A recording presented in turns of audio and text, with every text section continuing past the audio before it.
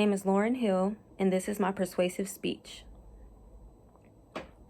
Mahatma Gandhi once said, "An eye for an eye leaves the whole world blind." While some may understand this proverb and agree that it is true, the circumstances in which moral values are applicable in correlation to this proverb always seem to vary. Now, with that being said, what controversial topic is most applicable to this saying? None other than the death penalty. Capital punishment, also known as the death penalty, is a thing of the past, the present, and unfortunately, the future. Being sentenced to death is a punishment that has taken place long before it was ever even considered to be legal. And I mean for centuries. For years, tribes have used this as a punishment. Even slave owners once used this as a method of punishment to give consequences for what they considered or believed to be crimes. And they also use this as a way to instill fear in others. For those who are for the death penalty, they often argue that it is handed out to those who commit heinous crimes. Therefore, these individuals are deserving of the death penalty. However, what does the death penalty really do?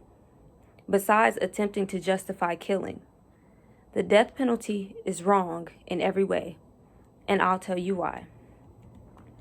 According to a study that was done in 2015, 156 men and women had been released from prison after being sentenced to death.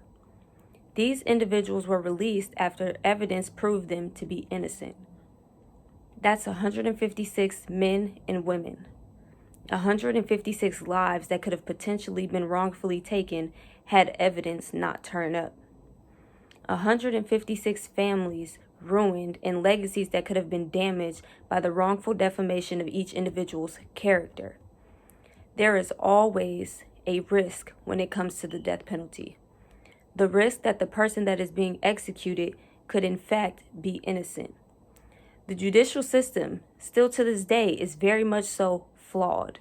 And although you can release an individual from prison, there is no way to bring someone back from the grave. Another reason why I'm not for the death penalty: death will never change how you feel.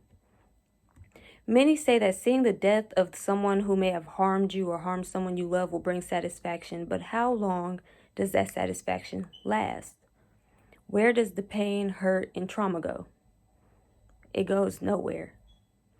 The satisfaction felt from harming someone who has harmed you may feel good in the moment, but it will never overshadow the painful memories that will now be embedded in you for the rest of your life. This pain will now contribute to who you are. And long after that person dies, you will still, no matter what, no matter how much time has gone by, you will still feel that same pain. Now, in no way does this justify the acts of a criminal, but it does, however, judge the morals and the values and strength of who you are as a person and as an individual. And now that I have spoken on how the death penalty may impact morals and values, I believe it is very important to understand how the death penalty may impact someone financially. Now, not only does it impact the defendants, but it also impacts the government as well. And although the costs can vary from state to state, it is important to mention how a murder trial in this state of Nevada can be estimated to cost up to $1.3 million. Now, that's a significant difference from a murder trial in which the death penalty is not being considered, which at the time of the study, which was in 2014, only costed $775,000. Now, that's still a lot of money, but that's a big difference from $775,000 to $1.3 million. That is a huge difference. Now, the death penalty, it is morally wrong. There is never, ever in life an excuse to kill anyone. Not in revenge, not in satisfaction, and not for any type of gain. Capital punishment is financially damaging, and it is a huge risk. Such a risk that not all of the states are in agreement on it. Currently, there are only 29 states that find the death penalty to be constitutional, which that definition often varies depending on who you're speaking to. Temporary satisfaction,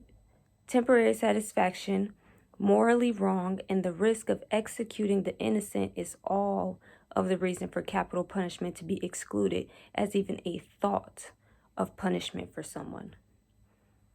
Always remember, taking a life for another life will not lead to anything but more damage. It could cause damage to the person mentally, the victim's family mentally. It can cause damage to the criminal's family mentally. Then again, you never know what it will do.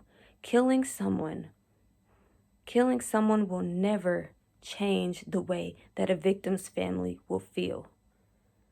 They will always feel that pain for the rest of their lives.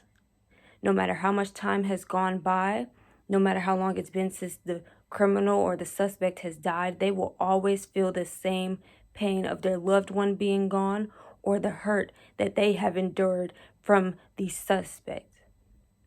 And imagine if the suspect was to be innocent after spending so much time on death row, or being convicted of murder, or about to be sentenced to death, and you just now finding out that you are innocent of these crimes. They are innocent of these crimes. I want to say this again.